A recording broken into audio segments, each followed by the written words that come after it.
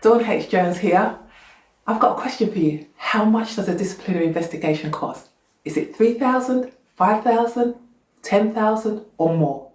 The reality is the actual costs depend on several factors, such as the complexity of the issues, the seniority of the employee, the number of senior managers required, sick pay costs, suspension costs, the expertise of the manager handling the case, and good case management. Now, in some instances, an investigation can be completed quickly. For example, if an employer admits to misconduct and doesn't dispute the allegations and all the relevant personnel are available, an investigator can finish a disciplinary hearing within 2 to 3 weeks. If so, a disciplinary investigation can cost as little as £3,000. And that is if everything lines up. And that is a lot of ifs. Now, if you're thinking that's still a lot of money, well, in the grander scheme of things, it's not. The problem is most employers do not track the financial costs of an investigation, and they should. I mean, consider who is involved in a disciplinary investigation.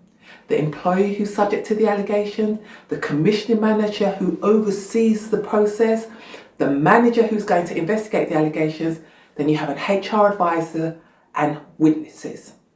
For example, the investigator earns £45,000 a year. They spend 2 weeks working on the case. This would already cost the organisation over £2,000 in salary plus on costs. And when you factor in the HR advisor salaries and the employees and the witnesses, say they all earn £30,000 to keep it simple.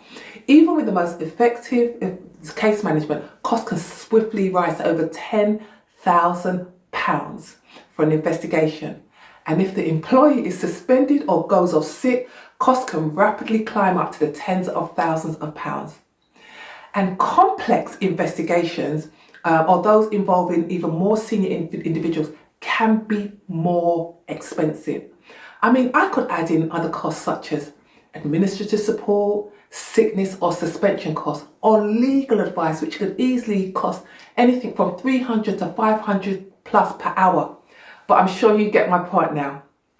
Disciplinary investigations cost a lot, but many of them can be averted by investing in good management and leadership training, which can significantly reduce the risk of disciplinary investigations in the first place. For example, good leaders set the tone for harmonious workplaces. Good leaders are not afraid to nip issues in the bud before they escalate into a formal processes. And then if you have robust inductions and HR training for all employees so that they understand their roles and responsibilities, then they can also work with due care and attention. A fair and transparent culture and a robust performance management cycle, including regular supervision meetings, all of these can help to reduce the risk of disciplinary investigations. Now, these tips may seem simple, right? But they work. How do I know?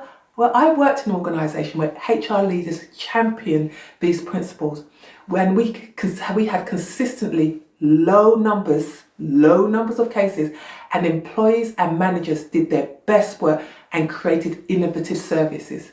And when we did have formal cases, we had good case management discipline and we resolved them as quickly as possible. Now, the bottom line is disciplinary investigations can cost a lot of money. And my challenge to employers is to track the cost of a disciplinary investigation. See how much it really costs. Then use that reality to create meaningful and sustained work practices that promote fairness and transparency and reduce the risk of disciplinary cases, or worse, an employment tribunal claim. Now, if you want help with that, you can schedule a call with me. We'll discuss your concerns and devise a plan to guide you towards the improvements you require for your organisation or service. I'll pop the link in the video below so that you can schedule a call with me. Have a great week, and remember, be HR wise. Bye bye.